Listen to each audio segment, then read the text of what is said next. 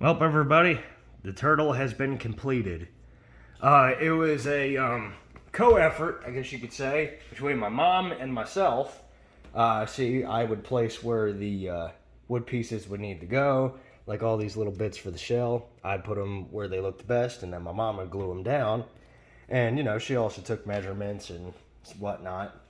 And, oh yeah, she actually made quite a bit of the face here. Like, she added all this little stuff here, which looks very well, or it looks really good, honestly. I painted the eyes, but that's just because I'm used to doing eyes. Plus, I love painting eyes. Makes the creature look really good. She was unsure about them at first, but then after it was all put together, she's like, "Oh yeah, the eyes fit very well with the bite." And I said, "Yeah, I know what I'm doing."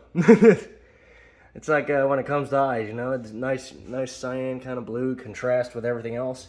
Plus, it glows in the dark. So that's pretty awesome. But yeah, pretty much just you got the side flippers here. You got the flippers in the back.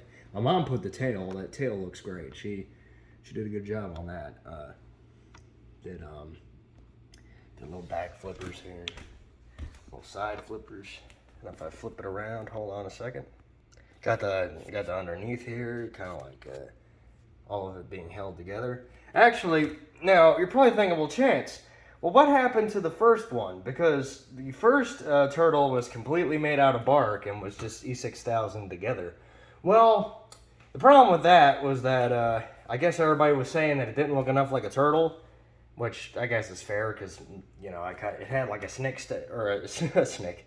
It had a stick snout, and I was trying to make it into sort of a hybrid between a soft-shelled turtle and a sea turtle, which didn't really work out. Looked more like a plesiosaur than anything else. But, yeah. So then that happened, and then what else happened was we were doing some work in the garage, and somebody, I don't know who, stepped on it and broke its neck off its body. So, Gary 1 was a bust. So then I took a few pieces of Gary 1, which I think I took one of his flippers, and I put it inside the turtle here, and inside Gary 2.0, or Gary the Squeakwool, if you would. But yeah, it's I figure at least a part of Gary 1 would live on with Gary 2.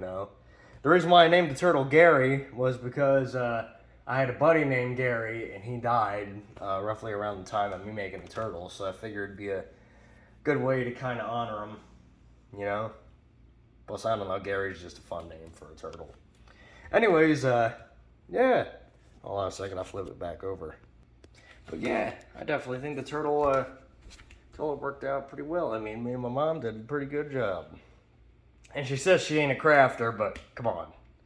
I mean, she was the one who painted all these little bits here and put them up on the head. And that looks awesome to me, so she's full of crap if she's saying she ain't got no crafting talent. I mean, it's whatever, though, I mean, some people are more humble than others, how it goes. Anyways, so yeah, the challenge has been completed. Take care, everybody.